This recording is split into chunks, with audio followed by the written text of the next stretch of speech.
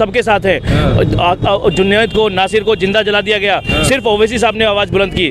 दानिश को जो है मार दिया गया मॉब लिंचिंग के द्वारा, सिर्फ जो है ओवैसी साहब ने आवाज़ बुलंद की। पहलू खान को, दानिश को और अपना अखलाक को मार दिया गया, सिर्फ ओवैसी साहब ने आवाज़ बुलंद की। दलितों की आवाज़ हो, मुस्लिमों की आवाज़ हो, जिस प्रकार की आवाज़ हो, हर आवाज़ के साथ ओवैसी साहब की आवाज़ बुलंद खड़ी है, हक की आवाज़ के साथ है और मजलूमों के साथ ओवैसी साहब की आवाज़ है। यहाँ सिर्फ 2 सीटों पे इसलिए लड़ रहे हैं कि दोनों मजलूमों को जो 5 साल से जेल में बंद रखा हुआ है, आज ओवैसी साहब ने उनको टिकट दे करके इस बात का प्रूफ दिया है कि ओवैसी साहब हमेशा उन लोगों के साथ खड़े हैं जो लोग दबे हुए हैं, कुचे हुए हैं या जिनके जो हक के साथ ओवैसी साहब खड़े हुए हैं, उन्हें इंसाफ दिलाने के लिए, जिन पे जुल्म हुआ है उनके इंसाफ दिलाने के लिए ओवैसी साहब खड़े हैं। दोस्तों मौजूद हैं दिल्ली के मुस्तफ़ा विधानसभा में। यहाँ पर आप देख सकते हैं असदुद्दीन ओवैसी की यहाँ पर पैदल यात्रा थी। यहाँ पर काफ़ी लोग हमारे साथ जुड़े हुए, इनसे बात करने की कोशिश करते हैं कि इस बार दिल्ली की मुस्तफ़ाबाद की जनता क्या चाहती है, इस बार बदलाव या फिर आम आदमी पार्टी या किसको लाना चाह रही है कांग्रेस को। सर क्या नाम है सबसे पहले? देखिए, डॉक्टर इरशाद चौहान मेरा नाम हुआ है। मेरा चौहान चैरिटेबल हॉस्पिटल है यहाँ मुस्तफ़ाबाद विधानसभा में। और मुस्तफ़ाबाद विधानसभा की जनता जो है, जैसे ओवैसी साहब को रोल मॉडल मानती है, जैसे ओवैसी साहब ने रोल मॉडल हैदराबाद में जो कार्य किए हैं, जिस प्रकार से स्वास्थ्य के क्षेत्र में और शिक्षा के क्षेत्र में, स्वास्थ्य के क्षेत्र में हॉस्पिटल्स वगैरह बनाए अपने, और उनमें लाखों के इलाज वो सिर्फ 20 रुपये की पर्ची पे इलाज होते हैं, लाखों के इलाज सिर्फ 20 रुपये की पर्ची पे। वही रोल मॉडल जैसे वहाँ हैदराबाद है, वैसे ही वो मुस्तफ़ाबाद को बनाएंगे।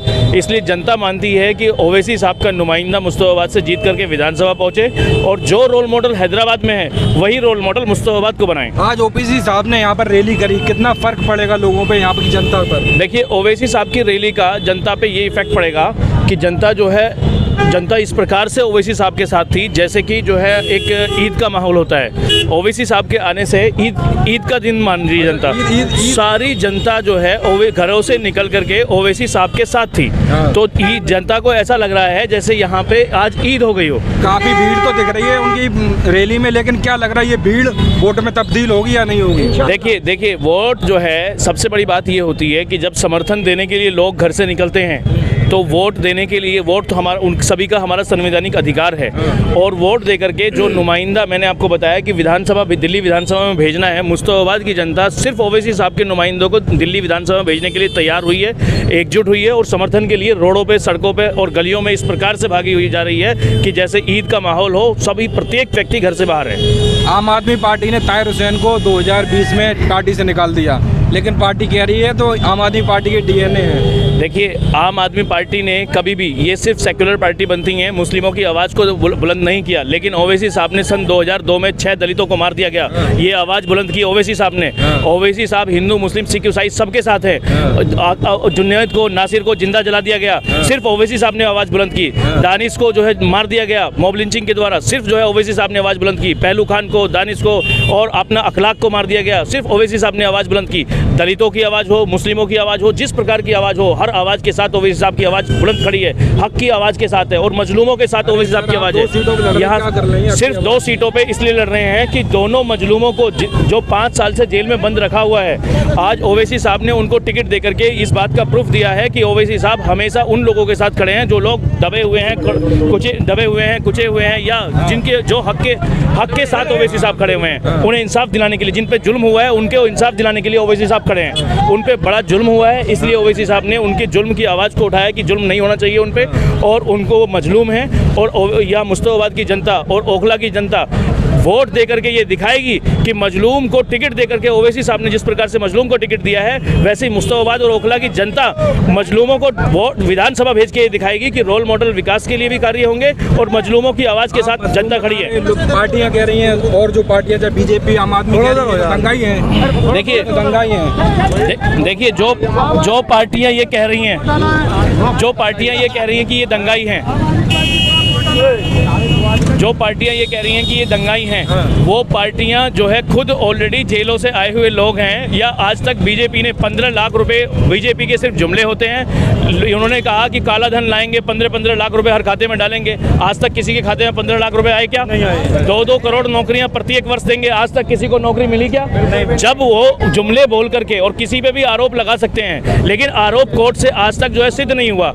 ताहिर हुसैन पे भी और सिफाउर रहमान पे भी। पार्टी के नेता पे तो आरोप लगता है मोदी साहब वो सांप्रदायिक राजनीति करते हैं। देखिए, सांप्रदायिक राजनीति की बात जो लोग कहते हैं कि उन्होंने सांप्रदायिकता की बात की, सिर्फ कम्युनल बात बीजेपी करती है। हिंदू मुस्लिम जो फिर जिस बांटने का कार्य बीजेपी ने किया है। ओवैसी साहब ने कभी ये नहीं कहा कि मुसलमानों के साथ ही मैं खड़ा हूँ खाली। ओवैसी साहब ने कहा कि मैं मजलूमों की आवाज़ हूँ, दलितों की आवाज़ हूँ, मुस्लिमों की आवाज़ हूँ। और ओवैसी साहब ने कहा कि मुझे हिस्सेदारी मिलनी चाहिए, यानी मुसलमान अगर कहीं है। आज सच्चर कमेटी की रिपोर्ट, सन 2006 में सच्चर कमेटी की रिपोर्ट आई, मुस्लिमों का स्टेटस ये है कि दिल्ली पुलिस के अंदर आज के टाइम पे भी 1.7% मुस्लिम है ओनली दिल्ली पुलिस के अंदर।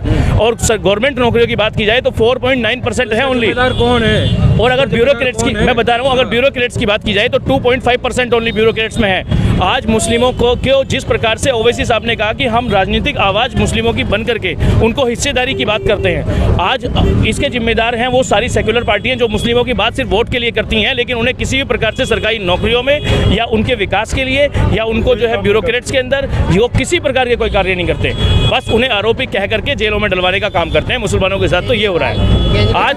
चाहे ओखला विधानसभा हो, चाहे मुस्तफाबाद विधानसभा हो, लोग कह रहे हैं कि ओवैसी साहब वोट काटेंगे, वोट कट जाएगा, बीजेपी को फायदा मिलेगा। देखिए भैया एक सेकंड रुक जाए। साधारण बात है, साधारण बात ये है कि वोट काटने के लिए जो लोग बात करते हैं वो लोग इसलिए बात ये वोट काटने की करते हैं कि उन लोगों ने सिर्फ डिवाइड एंड रूल पॉलिसी अपना रखी है, लोगों को बांटो और राज करो। जैसे कुछ लोग हैं, अभी आप भाजपा की बात करो तो वो सिर्फ हिंदू मुस्लिम की बात करेंगे, लोगों को बांटने की बात करेंगे। लेकिन ओवैसी साहब ने हिस्सेदारी की बात की है, हमेशा वो कहे ओवैसी साहब हिस्सेदारी की जब बात करते हैं, मुस्लिमों की हिस्सेदारी, दलितों की हिस्सेदारी जो बात करते हैं, तो लोगों को ये लगता है कि हिस्सेदारी जो है वो वोट जो ओवैसी साहब के पास आती हैं कि ये वोट जो है काटने का काम कर रहे हैं, तो ये गलत है। नहीं तो आप जो यहाँ पर आपके जो ताहिर हुसैन साहब लड़ रहे हैं, क्या मुद्दे हैं आपके, किस मुद्दों को ले लेकर आप जा रहे हो जनता के बीच?